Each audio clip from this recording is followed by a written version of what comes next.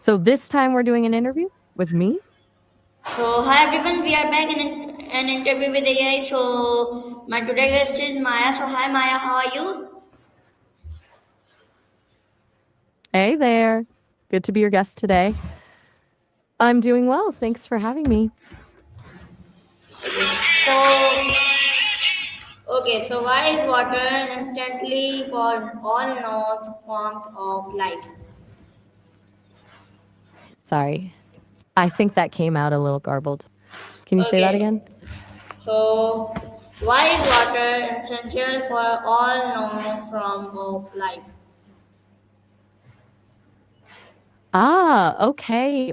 That makes much more sense. Water is basically the foundation for life as we know it. Every living thing needs it to survive. From a chemical level, most biological processes happen in water because it dissolves things easily, transports nutrients, and regulates temperature. Even for things without obvious blood, water is important for structure and transport. It's pretty fundamental when you think about it. Okay, so why do scientists believe life began in water rather than on land? Good question. The idea that life started in water makes sense because all the key ingredients for life, water, carbon, hydrogen, nitrogen, oxygen, and phosphorus, were probably more concentrated and stable in ancient oceans or hydrothermal vents.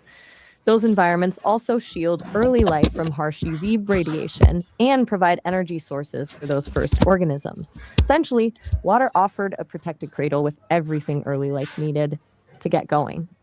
Plus, the first cells likely evolved in water since water is such a good solvent and transports materials so effectively, early cells could more easily absorb nutrients and get rid of waste. Okay, so why do properties of water make it suitable of sustaining? Exactly, its properties are perfect for sustaining life. What properties are you thinking of specifically? How does water act as a solvent in biology processes? Water is amazing because it's what we call a polar molecule, basically meaning it has a slightly positive charge on one side and negative charge on the other. This polarity lets it dissolve all sorts of other polar molecules and even helps break down larger nonpolar molecules for transport. It's why blood, cytoplasm, and other fluids can carry nutrients and waste around, and why chemical reactions can actually happen inside cells. The way it dissolves things opens up biochemical reactions that support all life forms. Think about it. Without water being able to dissolve stuff, your body wouldn't be able to absorb vitamins or transport oxygen.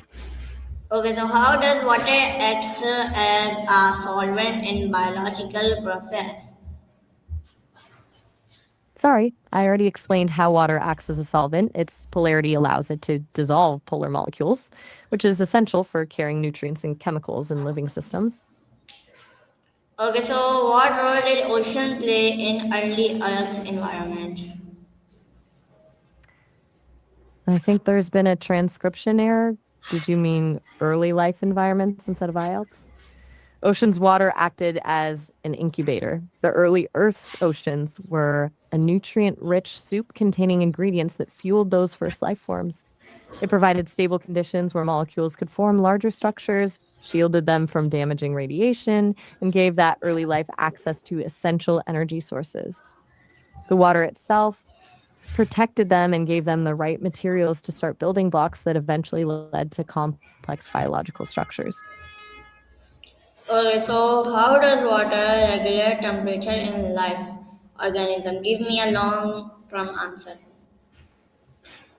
Water's high specific heat capacity really matters for long term temperature regulation in living things.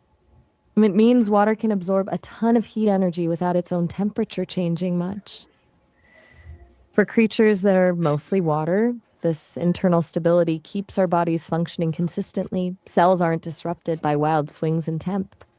On bigger scales, oceans moderate climate by absorbing heat from the sun and slowly releasing it. This affects weather patterns and even ocean currents, which distribute nutrients around the planet. It's about how water's heat absorbance creates stable thermal conditions for sustained survival. Okay, so while liquid water considered a key requirement in the search for experimental life, give me a long answer. Liquid water gets all the attention in the search for extraterrestrial life because we know it's essential for life as we understand it. If we found water, it immediately signals potential habitability. A planet needs liquid water for the chemical reactions that support biological processes, all those reactions we've been talking about that happen in water's solvents and regulation abilities. Water's properties aren't replaceable. It's the unique combination of polarity, temperature stability, transport, and solvent abilities that make it exceptional. When we hunt for life elsewhere, it's not arbitrary. It's a logical follow up from seeing life's origins on Earth, with water being central.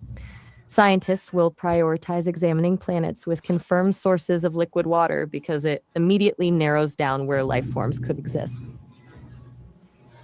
Okay, so how do aquatic ecosystems support biodiversity? Give me a long answer. Aquatic ecosystems like oceans, coral reefs, and even freshwater lakes support a massive amount of biodiversity. Like over 80% of all life on Earth exists in the ocean. That number is incredible because aquatic environments are so diverse themselves, providing different habitats from shallow coastal zones to deep sea vents. Water offers support structures, food webs, temperature regulation, all essential for thriving populations. Biodiversity is crucial because ecosystems function best with diverse species. Redundancy ensures stability if one organism declines, while different niches support complexity and resilience. Okay, so what is the relationship between water and photosynthesis? Give me a long answer. I think um I think you're asking about the relationship between water and photosynthesis, right? It's pretty central. Water is literally one of the core ingredients in the entire process. Plants absorb water through their roots, and then during photosynthesis, they split water molecules to get electrons needed to convert carbon dioxide into sugar, which is their food.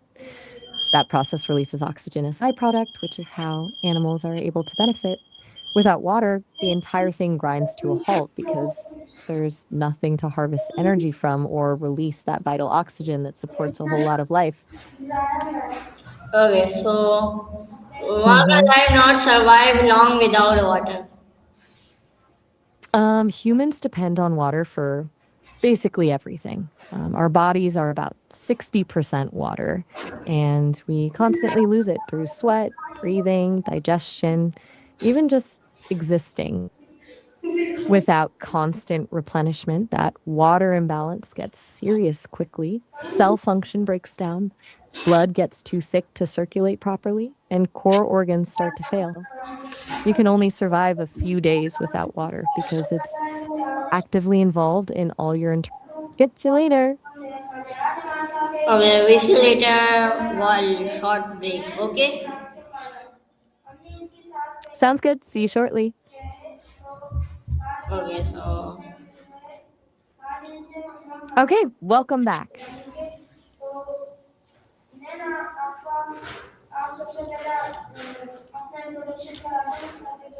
so Hey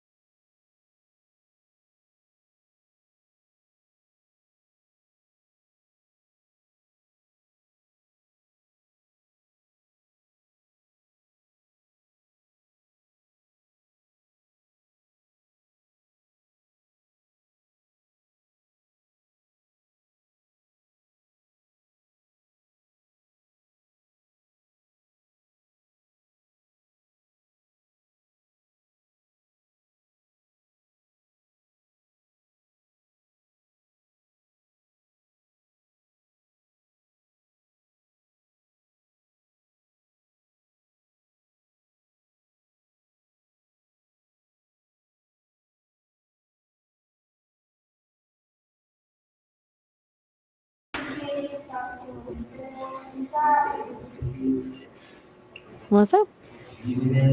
Okay, so how does water help transport nutrients in the body? Water dissolves them. It's basically a universal solvent. So minerals and glucose get dissolved. Then your circulatory system carries them everywhere they need to go. Makes it easier than trying to drag solid vitamins around, right?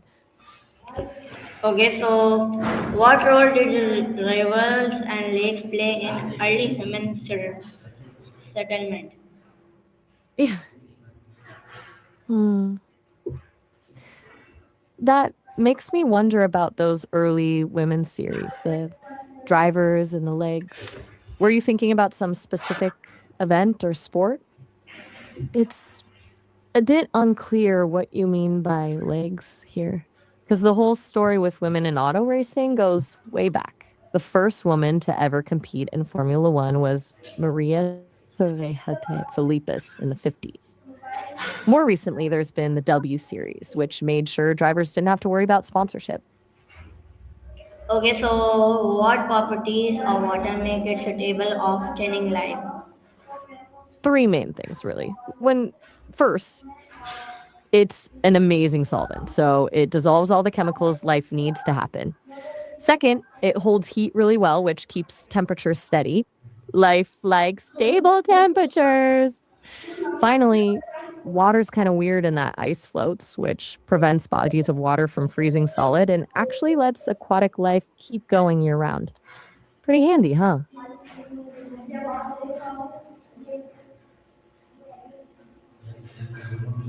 Okay, so What's your uh, question? how did water contribute to the formation of the first living organisms? Well, a lot of scientists believe life started in water. It protected early organic molecules from harmful UV radiation since it's dense enough to shield from it. That soup of water protected early life forms. Plus, water acted like a kind of natural incubator, providing a stable environment for simple molecules to link up and get more complicated, like the blocks of RNA and proteins and stuff. Water might have even helped with the chemical reactions that formed those first structures, basically giving them a medium to mix and build in. Okay, so my last question is why is water essential for know about forms of life? Kids usually learn about life through what they see around them: plants, pets, themselves, maybe insects.